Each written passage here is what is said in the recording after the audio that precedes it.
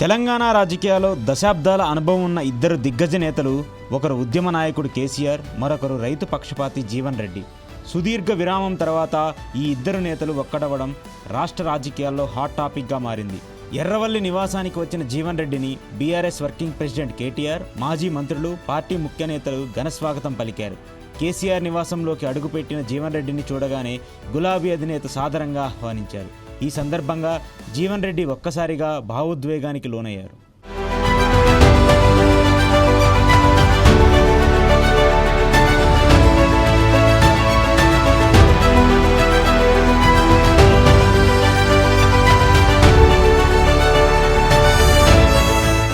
అన్నా, తెలంగాణకు నష్టం జరుగుతున్న ఈ సమయంలో మీతో కలిసి పనిచేయాల్సిన అవసరం ఉంది.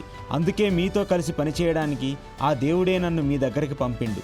చాలా గ్యాప్ తర్వాత ఇన్నాళ్ళకైనా మీతో కలిసి పనిచేసే అవకాశం రావడం చాలా సంతోషంగా ఉంది అంటూ మనసులోని మాటను వ్యక్తం చేసిన కళ్ళ వెంట నీళ్లు పెట్టుకున్నారు జీవన్ రెడ్డి.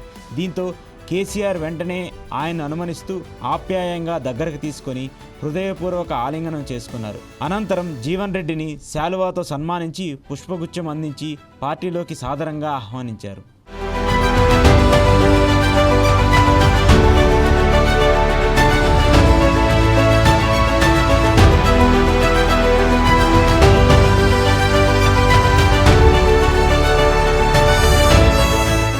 ఈ భేటీలో కేటీఆర్తో పాటు మాజీ మంత్రులు Koppula Eshwar, Gangula Kamalakar, Prashanth Reddy, MLC L Ramana, MLA doctor K Sanjay, మాజీ ఎంపీ జోగినిపల్లి సంతోష్ తదితరులు పాల్గొన్నారు. జీవన్ రెడ్డి వెంట ఆయన కుమారులు, జగిత్యాల మాజీ జడ్పీ చైర్పర్సన్ వసంత సురేష్ దంపతులు కూడా ఉన్నారు. కాసేపు ఇష్టాగోష్ఠిగా మాట్లాడుకున్న అనంతరం కేసీఆర్ స్వయంగా జీవన్ రెడ్డి బృందాన్ని మధ్యాహ్న భోజనం ఆతిథ్యం ఇచ్చారు.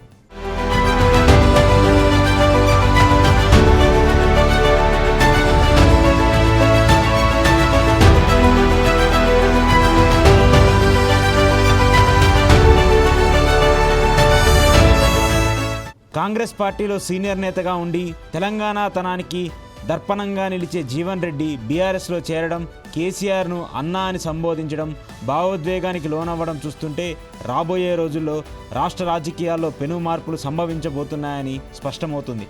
ముఖ్యంగా ఉత్తర తెలంగాణలో బీఆర్ఎస్ పార్టీకి ఈ చేరిక ఒక పెద్ద ఊతనివ్వనుంది.